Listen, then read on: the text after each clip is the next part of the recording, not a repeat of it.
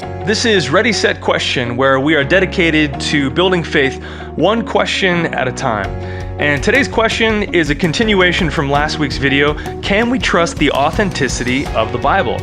Well, like we said last time, Jesus equals truth. And so the key to understanding the truth and authenticity of the Bible is Jesus. So I've come up with these cartoon characters that represent each letter of Jesus' name. And last week we focused on J, which stood for Jeremiah Jones, the Jewish archaeology expert, where he showed us that names, dates, and places all add up and confirm the authenticity of the Bible. If you'd like to learn more about Jewish archaeology, you can visit alwaysbeready.com. My buddy Charlie Campbell has written an awesome book called Scrolls and Stones, and he also has an amazing DVD that is rich in details that goes far deeper into what I covered in the first video. But for this video, we are going to focus on the letter E. So let's dive in. E stands for 11 lied and were afraid until something happened. So let's talk. Jesus gets arrested.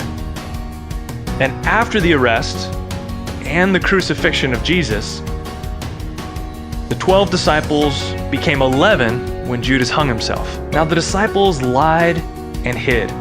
It says in Matthew 26, 69 and 70, "Now Peter was sitting out in the courtyard, and a servant girl came to him. 'You were also with Jesus of Galilee,' she said. But he denied it before them all by saying, 'I don't know what you're talking about.' Then the 11 hid themselves out of fear of being put to death, like Jesus." And in John 20:19, it says, "The disciples were together with the doors locked for fear of the Jewish leaders until something happened." See, we have hindsight that is 2020 because we can look back at history. But if we look at this story, we can see that the disciples went from being afraid to fearless in their faith in Jesus Christ. See, Peter was crucified upside down for his faith. Thomas was stabbed to death. Andrew was crucified. Bartholomew was crucified. James A was stoned to death. James Z was beheaded. John was exiled. Matthew was stabbed to death.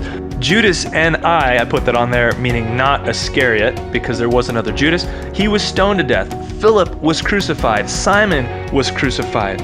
These men went from being afraid, scared of their lives because their Lord had been crucified and they were afraid of the Jewish leaders, to then being bold enough to die for their faith. And why would such a transformation take place?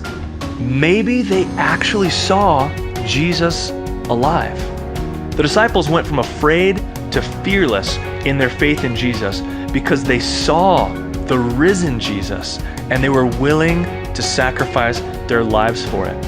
Now, some people say, well, the 11 lied about Jesus coming back because they hid the body. Well, the Jewish leaders only had to find the body to show that Jesus was in fact not risen from the dead. And another thing, let's go back to these disciples being killed for their faith. Who in their right mind would die for a lie? I hope these characters help you understand the authenticity of the Bible.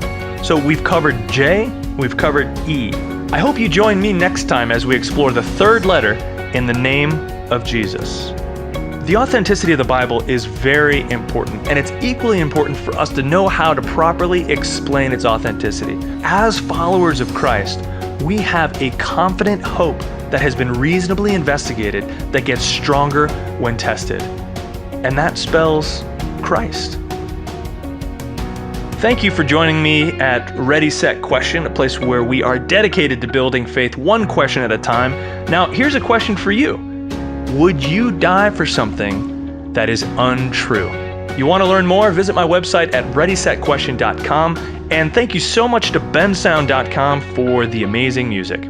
Godspeed.